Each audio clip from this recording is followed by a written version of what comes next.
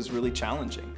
I was pretty good at school. I was good at numbers and writing papers and hitting deadlines. The thing that really challenged me was music. The one thing I know for sure about music is that it's always changing and evolving. So there's, as much as you think you've got it figured out, something new comes out, some new technology, some new approach. You're never really done learning. And I love that about music. It's always something you're striving to achieve one more thing for. My name is Matthew Geiger, and I'm the Director of Percussion Studies here at the University of Kentucky.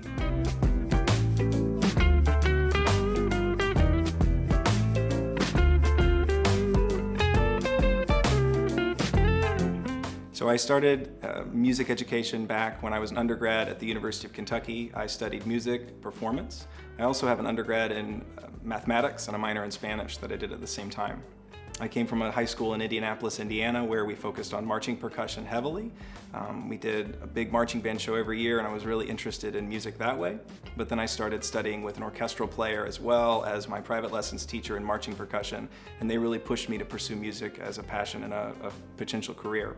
After my undergrad, I went up to Michigan for my master's, then came back down to the University of Kentucky for my doctorate. So when I first came to Kentucky as an undergrad, I really didn't know what it meant to be a music major or to be interested in a career in music.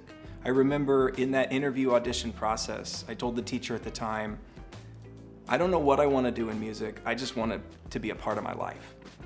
And so when I got to Kentucky, I thought, I'm coming here because I want to get really good at marching band and I want to get really good at solo percussion, marimba. I love all those things. And right away I learned that music was so much more than that. Coming to college really helped expose me to those various styles, genres, and approaches. And that really started to change me from wanting to just be somebody who marched drum corps to being somebody who wants to not only play in orchestras, to play chamber music, to play with other people, but to be a teacher as well.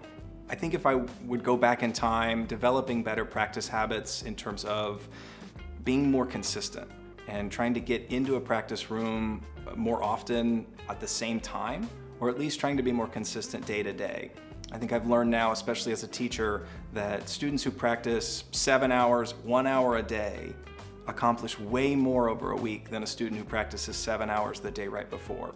And it's simply that consistency every day, small steps, rather than trying to squeeze it all in at the last minute. Sometimes we try and accomplish music in a way like we would a math homework assignment. And as long as I find X, I win. Being able to take that time and say, all right, the goal is not to play it right. The goal is to play it so many times that I'm so comfortable playing it right that there's not a lot of other ways that I could do it. My top tips for an audition would start with meet the professor first with either an email or an in-person meeting. I know for me and so many other percussion professors, we would love to meet the student before the audition just to get rid of that anxiety of this is a high pressure moment, so that you get to meet us as people and know that we're there to support you. And it also gives you an opportunity to play for that teacher, get a feel for who they are as a teacher. This is somebody you're going to spend every day with for the next 4 years, potentially. And so you want to make sure that you align with their vision, you align with how they teach. Are they a happy person all the time? Are they really intense? And everybody really resonates with one of those types of people. And you don't want to commit to a place just because the school looks nice or the scholarship is great if you're not going to have a great experience with the teacher. So take that time 6 months before the audition or sooner to reach out to the professor, be willing to take a trip up or down to that campus, meet with them, have a little bit of a mini lesson. I know they'd be willing and happy to meet with the student. One tip if you're considering a career in music would be to have really specific goals, but being flexible if those goals don't necessarily manifest themselves right away. It's helpful to think about, what do I want to do with this musical degree? Do I want to be a teacher? Do I want to perform? Do I want to be a soloist? Do I want to play in a chamber ensemble? And so if that's a goal for you, that really helps set a trajectory. But life has a way of shifting that around a little bit and being flexible when that trajectory may not work. That way you're flexible enough to have a different possible career in music. If you have one goal and you're stuck to that, sometimes life isn't meant for that path. And being willing to roll with that a little bit is really helpful in being successful. Another tip would be to surround yourself with people who are better than you are. If you put yourself in a room with people who are going to inspire you and challenge you, that's really going to help motivate and push you to get better, rather than being the best person in the room where you're maybe settling. Push yourself, surround yourself with people who are going to make you want to be better.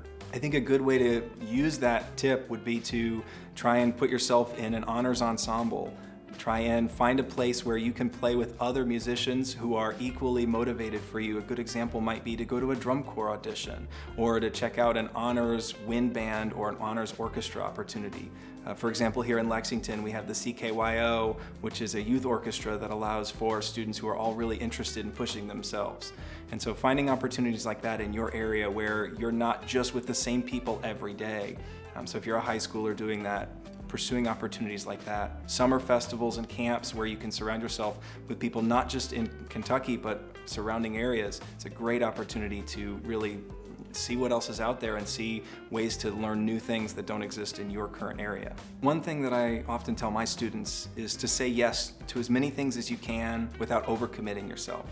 It's important as musicians and artists that we take risks, that we don't stay within our comfort zone, but rather push ourselves. And so when somebody offers an opportunity that you might not be comfortable with, that's a great opportunity to learn and a great opportunity to challenge yourself to grow. So try and say yes to those things that might be just a little bit outside of your comfort zone.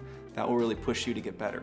A good example for me was when I was in high school, I wasn't a big orchestral player.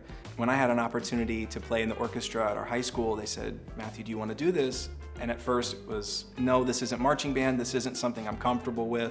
I'd rather play solo marimba.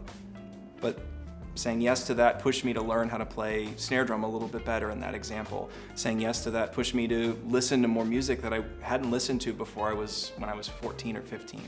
And so a high schooler might have any opportunity where somebody says, "Hey, do you want to play this music?" Try and say yes to that and learn from it. You might not be very good at first, but that's the best opportunity to grow.